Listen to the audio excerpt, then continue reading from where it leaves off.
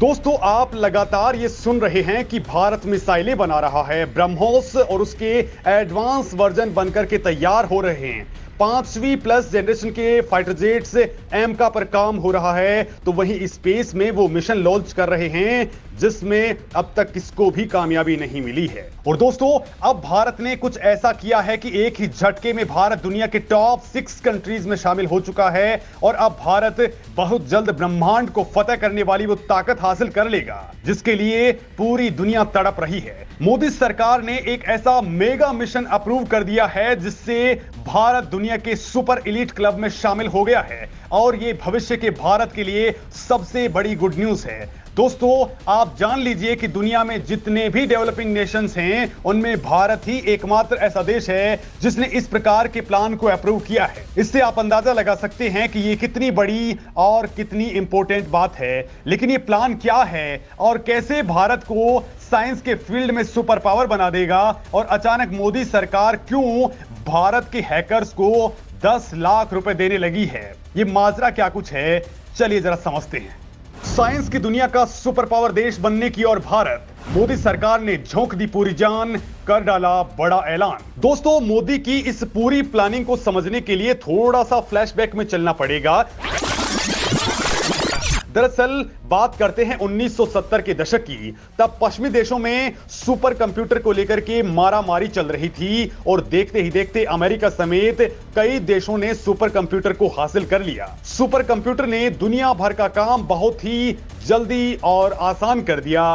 तेजी से रिसर्च होने लगी, नई नई दवाइयां खोजी जाने लगी, नई तकनीक हासिल होने लगी और इसके अलावा सुपर कंप्यूटर ने स्पेस के फील्ड में भी काम को बहुत आसान बना दिया। भारत भी सुपर कंप्यूटर को कैसे भी हासिल कर लेना चाहता था, लेकिन इन वेस्टर्न कंट्रीज ने भारत को सुपर कंप्यूटर बेचने से ही साफ इनकार कर दिया। उनको लग रहा था कि ये सुपर कंप्यूटर अगर भारत ले लेगा तो कहीं मिसाइलें ना बनाने लग जाए, कहीं वेपन्स ना बनाने लग जाए और हमारे सुपर कंप्यूटर की टेक्नोलॉजी सोवियत यूनियन के साथ शेयर ना कर दे। इसके अलावा कई और देशों को डर यह भी था कि भारत जो अब तक हमारे नीचे दब करके काम करता था, अगर उसे सुपर कंप्यूटर मिल गया तो फिर वो सिर पर चढ़ करके बोलने लग जाएगा। और दोस्तों, जब भारत को सुपर कंप्यूटर उन्होंने नहीं दिया तो भारत ने हार नहीं मानी और भारत ने 1980 तक आते आते अपना खुद का एक सुपर कंप्यूटर बना डाला जिसका नाम था परम 8000। 1980 के दशक के आखिर तक भारत ने इसे पूरी तरह से बना करके तैयार कर लिया और आप जानकर के हैरान रह जाएंगे कि ये उस वक्त दुनिया का दूसरा सबसे फास्टेस्ट सुपर कंप्यूटर था। यकीन मानिए दोस्तों, आज हमने स्पेस साइंस रिसर्च के मामले में जो भी तरक्की हासिल करी है उनमें परम सुपर कंप्यूटर का बहुत बड़ा योगदान है। अगर ये नहीं होता तो भारत साइंस के फील्ड में पाकिस्तान की तरह होता। भारत कभी भी स्पेस और डिफेंस के मामले में इतनी तरक्की नहीं कर पाता। और अब दोस्तों, आप सोच रहे होंगे कि मैं क्यों 1970 वाली बात कर रहा हूं। तो दोस्तों, एक बार फिर से दुनिया घूम करके उसी दौर में पहुंच गई है। अब सुपर कंप्यूटर की बजाय क्वांटम कंप्यूटर्स को लेकर के जंग छिड़ चुकी है और दुनिया में केवल 4-5 देश ऐसे हैं जिनके पास ये तकनीक मौजूद है या वो तकनीक पर काम कर रहे हैं। इनमें है अमेरिका, चीन, फिनलैंड, फ्रांस और ऑस्ट्रेलिया। और अब भारत इस मिशन को अप्रूव करने वाला 6ठा देश बन चुका है। सोचिए दोस्तों कि दुनिया में 193 देश हैं, उनमें से केवल 6 के पास में ही कंप्यूटर बनाने वाली तकनीक मौजूद है। लेकिन आखिर दोस्तों, भारत ने ऐसा क्या कर दिया जिससे टेंशन में आ गया अमेरिका।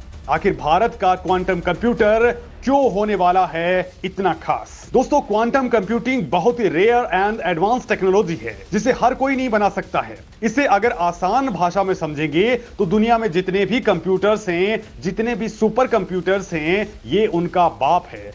कोई भी प्रॉब्लम्स, कोई भी कैलकुलेशन जिसे क्लासिकल कंप्यूटर सॉल्व नहीं कर पाता है, उन सभी प्रॉब्लम्स को एक ही झटके में ये क्वांटम कंप्यूटर क्लियर कर देते हैं। क्वांटम कंप्यूटर इतनी फास्ट गति से काम करता है कि दिमाग के फ्यूज उड़ जाते हैं। दोस्तों, साल 2020 में चाइना के अंदर रिसर्च हुई थी, उसमें पता चला कि क्वांटम कंप्यूटर सुपर कंप्यूटर के मुकाबले 100 ट्रिलियन टाइम फास्टर। सोचे दोस्तों कि ये कितना ज्यादा तेज और कितना ज्यादा पावरफुल है। आप खुद सोचिए, अगर इसका इस्तेमाल स्पेस, डिफेंस या फिर मेडिकल फील्ड में हो तो रॉकेट, मिसाइल या ड्रोन्स कितनी जल्दी बन जाएंगी, नए ड्रग्स कितने जल्दी तैयार हो सकेंगे, उनकी खोज कितनी जल्दी हो सकेगी, जो गंभीर से गंभीर बीमारियां हैं उनके लिए दवाइयां कितनी जल्दी खोज ली जाएंगी। इसलिए दोस्तों क्वांटम कंप्यूटर को इस वक्त रिवोल्यूशनरी माना जा रहा है और भारत अब इस क्वांटम कंप्यूटर के फील्ड में पीछे नहीं रहना चाहता।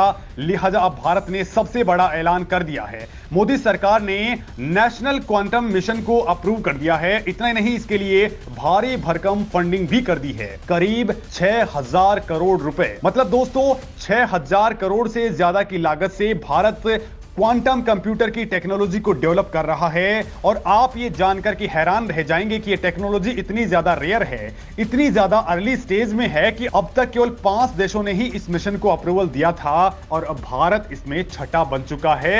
यानी दोस्तों अब भारत बहुत बड़ा कांड करने वाला है। बड़ी बात तो यह है दोस्तों कि इस मामले में भारत ने पहले quantum computing based telecom network link की शुरुआत भी कर डाली है, जो कि दिल्ली में संचार भवन और नेशनल इंफॉर्मेटिक्स सेंटर के बीच में है। यानी दोस्तों जहां दुनिया में क्वांटम कंप्यूटिंग पे ट्रायल ही चल रहा है, भारत इस मामले में बहुत आगे बढ़ चुका है।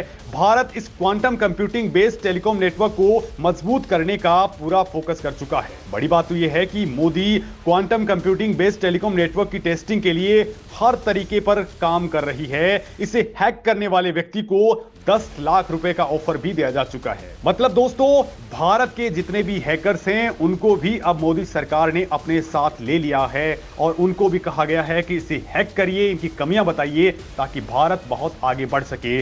दोस्तों अब अगर भारत पूरी तरह से कामयाब हो जाता है तो इस नई टेक्नोलॉजी का फायदा यह होगा कि हैकर सिस्टम्स को ब्रेक नहीं कर पाएंगे और डेटा हाई सिक्योरिटी में रहेगा। दोस्तों क्वांटम कंप्यूटिंग पर बेस्ड लिंक के जरिए जानकारी केवल वही व्यक्ति जान सकता है जिसके पास इस लिंक का कोड हो। इस कोड को अगर कोई ब्रेक करने की कोशिश करता है तो इसकी जानकारी सेंडर या फिर रिसीवर दोनों को ही पता चल जाती है और कोड को चेंज किया जा सकता है। हालांकि दोस्तों जितना आप इसे देख करके खुश हो रहे हैं उतना ही कुछ देशों के सीने पर सांप लौटने लगे हैं। फिर वो दोस्तों चाहे चीन हो, यूरोपीय देश हो या फिर अमेरिका, हर तरफ इसको लेकर के हंगामा मच चुका है। दोस्तों पहले पश्चिमी देश या अमेरिका में कोई टेक्नोलॉजी बनने की बात आती थी या फिर टेक्नोलॉजी का कोई आविष्कार हो रहा होता था तो उसे भारत आने में 10 से 15 साल या फिर उससे ज्यादा भी वक्त लग जाया करता था। लेकिन अब भारत तुरंत ही ऐसी टेक्नोलॉजी को ग्रैब करने की हैसियत हासिल कर चुका है और इसी बात से अब दुनिया में नया तहलका मचने लगा है। दोस्तों इसको लेकर के आपको क्या कुछ कहना है कमेंट करके